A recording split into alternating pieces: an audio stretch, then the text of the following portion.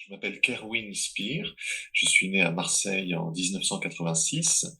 Au niveau de mes études supérieures, j'ai d'abord étudié à l'Institut d'études politiques d'Aix-en-Provence entre 2004 et 2009. Et lorsque j'ai été diplômé d'un master en sciences politiques, j'ai débuté une thèse de doctorat en littérature et civilisation française à Paris 3, à Sorbonne Nouvelle, sous la direction de Jean-Yves Guérin. Et parallèlement à ce travail de recherche, j'ai été plume à l'Assemblée nationale dans le milieu politique.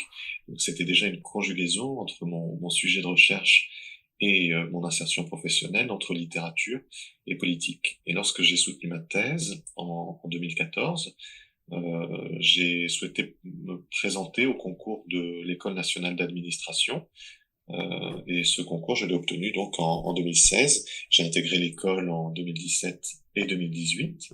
2 ans de scolarité, dont une année de stage, qui permet de voir beaucoup de réalités administratives différentes. Et à l'issue de cette école, j'ai rejoint le corps des juridictions financières. On connaît la Cour des comptes à Paris, et il y a également des chambres régionales des comptes en région. Et j'exerce ce métier de magistrat financier à Marseille depuis 2019. Alors le choix du sujet de thèse, je souhaitais travailler sur l'œuvre de Romain Gary, qui me semblait injustement abordée au sein de l'université. Et lorsqu'elle l'était, c'était souvent par des aspects très très littéraires, alors que moi je souhaitais développer une approche entre l'histoire politique et culturelle, les sciences politiques et la littérature, c'est-à-dire croiser en fait les lectures pour restituer Romain Gary comme un écrivain d'idées et non pas seulement comme un écrivain d'images. Et lorsque j'ai proposé ce projet de recherche à Jean-Yves Guérin, il a tout de suite accrédité l'idée et il m'a beaucoup soutenu au cours de ces années de recherche. Il dirigeait alors l'école doctorale 120 et m'a admis au sein de cette école doctorale. Ce qui m'avait beaucoup intéressé dans son parcours, c'était son approche de l'œuvre et de la vie d'Albert Camus. Et c'est un petit peu en marchant dans ses pas que j'ai souhaité débuter cette thèse. Alors la thèse s'est échelonnée sur 5 années, entre 2009 et 2014. C'est donc une thèse au long cours que j'ai faite parallèlement à un travail salarié donc à l'Assemblée nationale comme plume. Euh, j'ai consacré bien 3 années de recherche au dépouillement d'archives. J'ai beaucoup travaillé sur les fonds d'archives du ministère des Affaires étrangères, les archives diplomatiques qui sont conservées à la Courneuve. J'ai également travaillé sur les fonds d'archives des archives nationales, et également sur un certain nombre de fonds d'archives privées, de correspondances, conservées en partie à la bibliothèque littéraire Jacques Doucet, place du Panthéon, et également sur le fonds Camus à Aix-en-Provence. Et c'est en croisant la vie officielle et politique, et puis la vie privée plus intime et la création littéraire, que j'ai pu composer une lecture plurielle de l'œuvre de Romain Gary et en dresser un portrait en tant qu'écrivain politique. C'est en réalité Denis Labouret, qui est maître de conférence à Paris-Sorbonne, Université Paris 4, qui était membre de mon jury de thèse et qui avait pu, à l'occasion de colloques, notamment du symposium Romain Gary qui avait été organisé à l'occasion du centenaire de sa naissance en 2014, en partie à Paris 3. À l'occasion de ces différents événements, Denis Labouret avait pu apprécier le travail que je faisais sur les archives, qui permettait de revisiter l'œuvre à l'appui de l'histoire culturelle et de certains aspects de l'homme que l'on connaissait peu, qui était assez peu mis en lumière, ses engagements politiques, ses correspondances privées. Et donc Denis Labouret, qui participait à la belle aventure de la Pléiade aux côtés de Mireille Sacotte, qui en dirigeait les volumes, m'a proposé de me joindre à leur équipe et de travailler en particulier sur La vie de Lançois, qui est le roman signé Émile Ajar, dont j'ai rédigé l'appareil critique, donc la note, et également les notes de bas de page et la notice qui figure dans la Pléiade Gary. Et ça a été une très belle aventure, extrêmement exigeante, et qui m'a permis de travailler sur une œuvre avec un regard plus ouvert que ce que j'avais pu avoir dans le cadre de ma thèse, mais en mobilisant en même temps les archives, toujours les archives, j'en reviens toujours aux archives, du Mercure de France, qui m'a ouvert ses portes pour l'occasion, puisque c'était une aventure éditoriale au sein du groupe Gallimard, dont le Mercure de France fait partie. Ça s'est échelonné sur 6 mois, et c'était un travail que je menais parallèlement à ma scolarité à l'ENA. J'étais à Strasbourg à l'époque, et c'est un travail qui s'est fait assez rapidement, mais qui a mobilisé tout ce que j'avais pu avoir comme regard, comme matériaux et comme inédit dans le cadre de mes recherches passées. Lors de mes années doctorales, donc entre 2009 et 2014, Jean-Yves Guérin insistait beaucoup sur le fait de se projeter au-delà de la thèse et de valoriser le travail de recherche. Il soutenait énormément les publications de ses doctorants et on avait convenu à l'issue de ma thèse que l'insertion professionnelle était une priorité, mais qu'il serait important également de ne pas laisser en jachère tout le travail que j'avais pu fournir dans le cadre de cette thèse. Et c'est un projet qui a mûri longuement, mais je n'ai pas souhaité lui donner la forme d'un essai, et j'ai souhaité me détacher de la forme de ma thèse pour m'intéresser véritablement à 4 années de la vie d'un homme, des années qui sont absolument charnières, à la fois dans son parcours de vie, également dans son parcours littéraire, et qui disent beaucoup sur le personnage. Ces 4 années, elles se déroulent entre 1956 et 1960. Romain Gary a 41 ans. Il vient d'être nommé, après une dizaine d'années dans la carrière diplomatique, consul général de France à Los Angeles. C'est un poste protocolaire. Il devient chef de poste. Il représente la France, comme il l'écrira quelques années plus tard dans La promesse de l'aube, en citant cette injonction maternelle.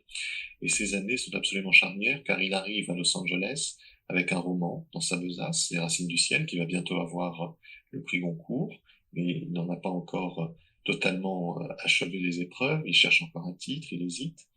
Et lorsqu'il quittera cette ville et la Californie du Sud 4 ans et demi plus tard, il sera un écrivain à succès, auréolé du prestige de l'uniforme militaire, mais aussi diplomatique, et également des prestiges littéraires, le prix Goncourt 1956 pour Les Racines du ciel, et le succès critique et auprès des lecteurs de La promesse de l'aube.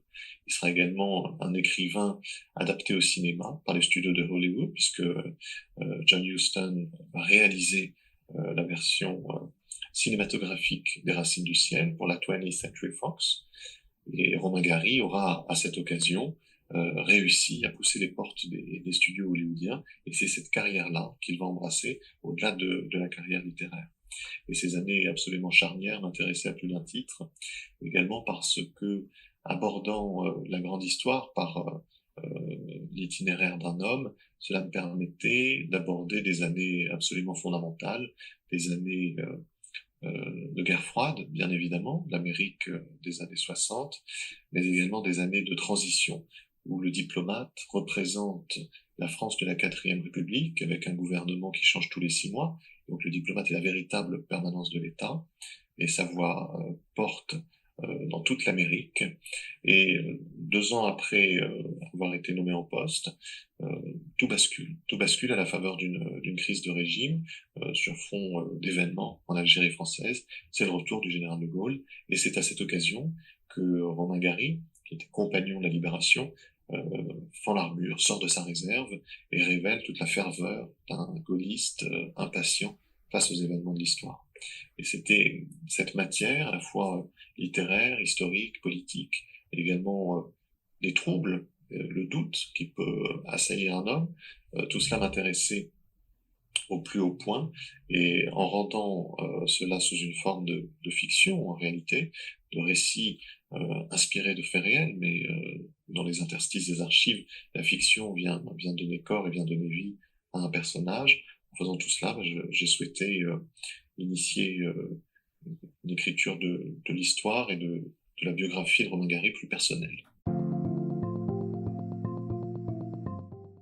Alors, le fait d'aborder cela sous la forme d'un récit historique permet d'avoir un fil linéaire qui suit l'évolution de la vie de Romain Gary entre son arrivée, la première page du livre, son arrivée à Los Angeles, un beau matin de février 1956, et son départ de la ville en juillet 1960.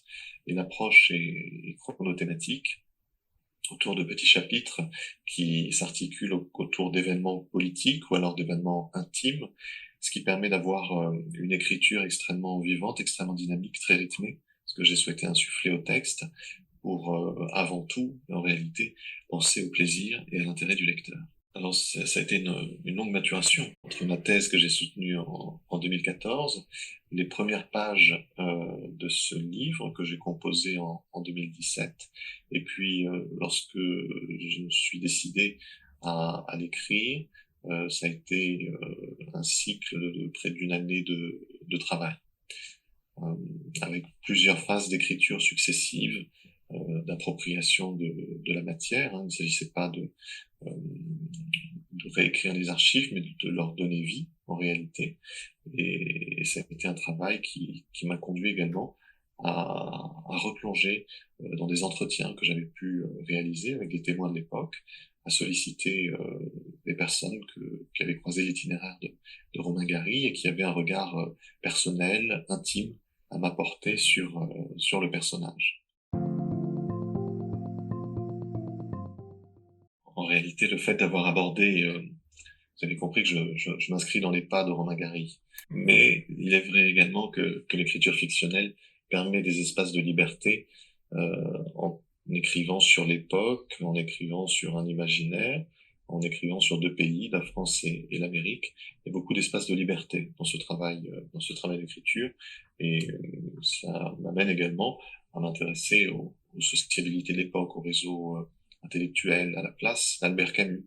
Il y avait pour Romain Gary également l'influence de la famille Gallimard, la présence d'André Malraux. Et tout cela sont autant de portes ouvertes sur des imaginaires qui s'entrecroisent et sur un même réseau de sociabilité. Et cela rend ce travail d'écriture absolument passionnant et sans fin au niveau de sa richesse, de ses inédits et de la matière que l'on peut découvrir et qui alimente un récit. Et de ce fait, ce premier texte sur Los Angeles est un premier volet d'une trilogie. Donc c'est 4 années de la vie de Romain Gary, c'est le portrait de Romain Gary en tant que diplomate, consul général de France à Los Angeles. Un deuxième texte suivra, qui sera un texte plus au long cours, sur une dizaine d'années, avec comme arrière-plan la France des années 60, et on va suivre à ce moment-là l'aventure de Romain Gary aux côtés de Jean Seberg, avec une exploration du cinéma, puisque Romain Gary, on lui connaît peu cette aventure, mais a été également réalisateur de 2 de ses films, dont l'un d'eux est un film extrêmement intéressant, Les oiseaux vont mourir au Pérou, qui a eu les faveurs de la Cinémathèque française, qui a rediffusé ces bobines retrouvées grâce à Jean-François Angouette. Donc ce sera un deuxième volet d'une trilogie. Et le troisième texte sera centré sur l'affaire Émile Ajar, sur le dédoublement, l'ultime tentative de réinvention de soi à laquelle Romain Gary donne corps à la toute fin de sa vie dans les années 1970.